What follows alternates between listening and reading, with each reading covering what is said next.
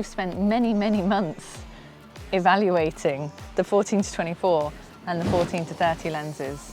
We actually tried to do this comparison not once, not twice, but I think 3 times. Yes. So 4th time's a charm. Nah, it's gonna go wrong again. Horribly wrong. We're gonna attempt to give you an evaluation between these 2 lenses. The 14-30, which is Nikon's sort of semi-pro, keen amateur, wide-angle zoom offering, and then the 14-24 f2.8, which is their S-line, professional, top-of-the-range wide-angle lens. Yes, we're gonna see if 14-24 is worth extra cash to spend on it, or if 14-30 is all you need, and you can call it quits. Great.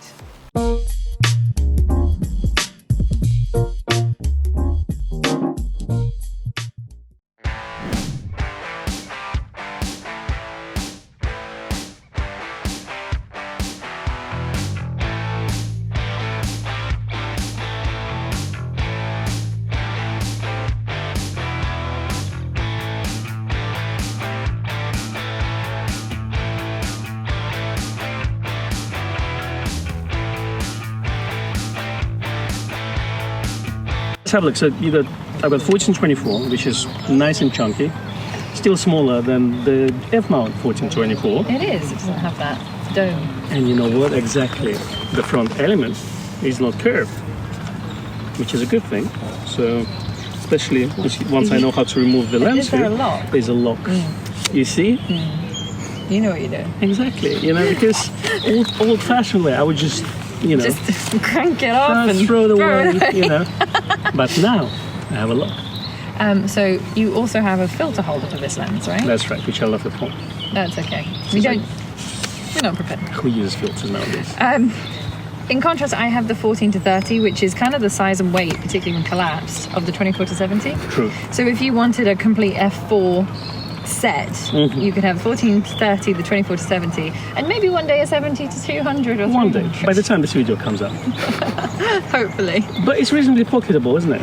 Yes, in a very large pocket. But yes, Yeah. it is reasonably small and light. I don't feel like I'm carrying it around. And if you look at the balance of the camera as well, so it's Yeah. quite well balanced. Because mine is a little bit front heavy, and you can see this pinky. It's just hanging there. You know, it's not hanging there to high five you. It's hanging there because it wants a grip. So one day when you get a grip with Exactly. your camera, Get a grip on things. when you get a grip on things, it'll be great. Exactly.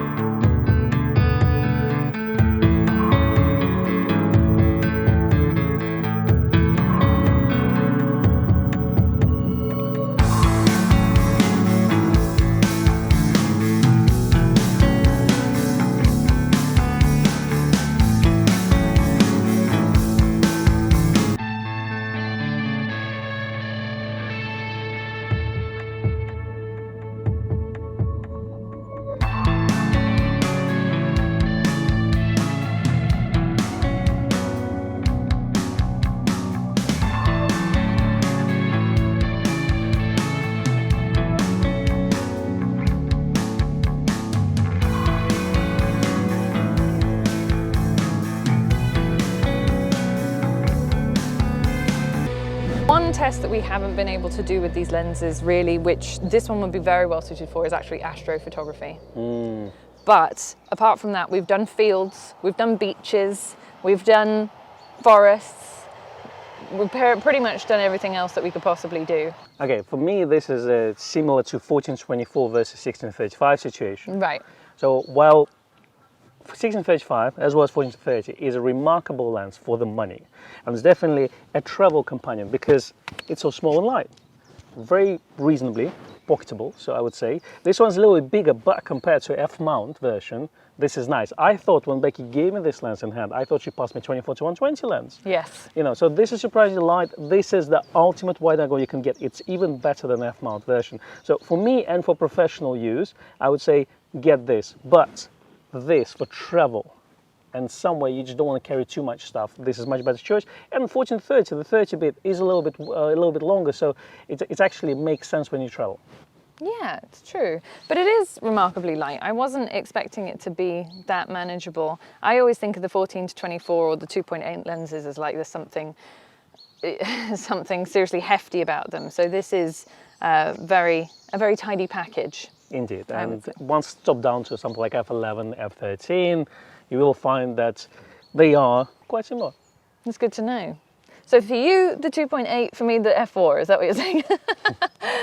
I would say, to be honest with you, if I would look again for travel setup, it's like 28-75, 14-30, that would be a good combination, and then 7300 when it's eventually out. So that's a very nice setup, very light as well. But again, if you do shoot commercially, if you do a lot of commercial work coming in, again, who knows, maybe a lot of interior works like Airbnbs, people start to travel again, so business picks up. Yeah. If you do a lot of this, you want to get the best glass on the market. Also, don't mind to carry heavy stuff with you because it's for commercial work. Sure. So overall, I'd say, yeah, if you're a professional, this is your bread and butter.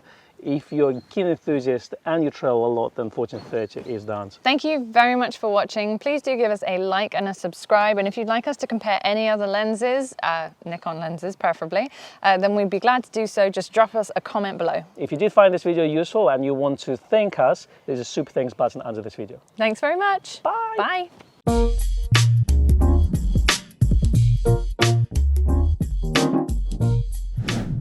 If something happens, If something happens, blame you. it's my fault.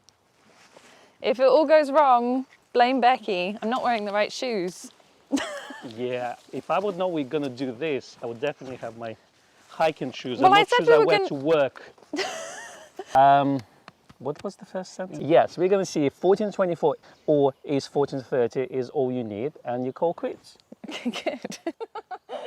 Is that what it's supposed to sound like? I don't. Sort of. No, It'll do. my brain doesn't work. Okay. Yes, we're gonna see if 14-24 is yes, we're gonna see if 14-24 is worth extra cash to spend on it, or if 14-30 is all you need and you can call it quits.